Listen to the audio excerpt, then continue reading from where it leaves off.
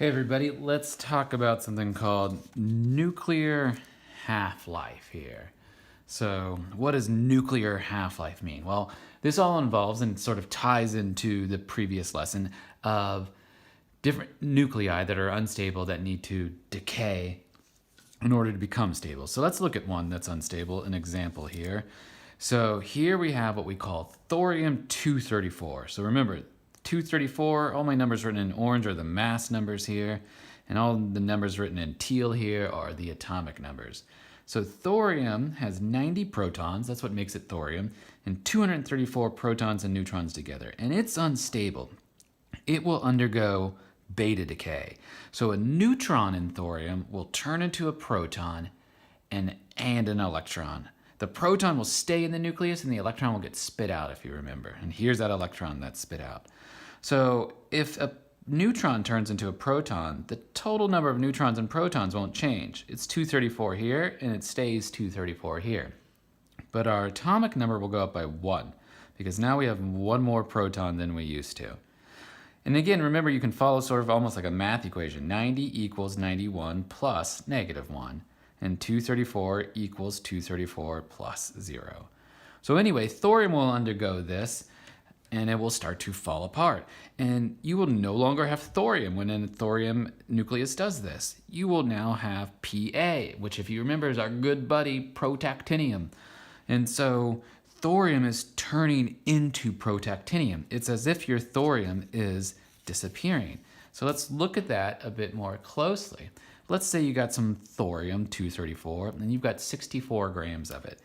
Well, it falls apart, and it turns out it falls apart at a very particular rate, such that after 24 days have passed, half of it will have fallen apart, and you'll be down to 32 grams. So you will only have 32 grams of your original 64 grams of thorium left over. What became of the other mass? Well, it's turning into protactinium. And then if you span another 24 days here, you might think 32 more will fall apart and there'll be none left, but actually it's always half. So then we'd be down to 16 grams. And then after another 24 days have passed, half of it will fall apart again, and we'll be down to 8 grams, and so on. Another 24 days, and we will be down to 4 grams.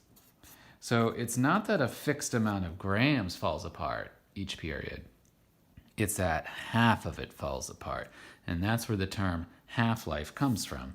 So let's scooch this over here and these over here and do a few more examples. So let's also give it a definition here. So half-life, or sometimes it's written T with a little sub 1/2 right there. So what is half-life? It's the time required for half of a sample to decay away there. So makes sense, it's a very good definition. Now different nuclei have different stabilities. So let's put thorium back up here again. We could say that thorium-234 has a T to the 1/2, in other words, half-life of 24 days. So it's falling apart at a rate that every 24 days, only half of your substance is left over. You know what thorium said when it showed up late to Zoom class? It said thorium late. Anyway, so some atoms are way more stable than others. Let's take uranium-238. You can dig uranium-238 up out of the ground. It's got a half-life of 4.5 billion years. So it is radioactive. It is unstable, but it is barely unstable. If we followed the same chart here and we had 64 grams of uranium-238, it would take 4.5 billion years to get down to 32 grams. That's about the age of the Earth, by the way. So of all the uranium-238 that was in the Earth when it was formed, we've got about half of it left over there. Some things are way more radioactive than either one of those. So polonium-218, it's got a half-life of 3 minutes.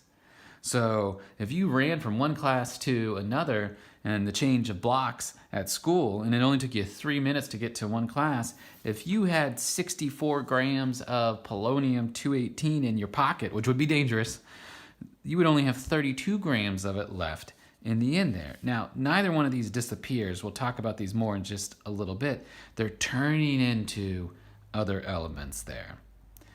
Now, the more radioactive they are, so let's sort of put them in order here. Uranium-238 is the least radioactive. How do we know that? Well, it's got the longest half-life. It's barely spitting out particles at all. Not that it can't be a little bit dangerous under certain situations. Thorium-234 is more radioactive. It only takes 24 days for half of it to fall apart, so it must be spitting out particles at a much greater rate. And polonium-218 is far more radioactive than either one of them. Only 3 minutes for half of it to fall apart, so it must be spitting out particles at an incredible rate.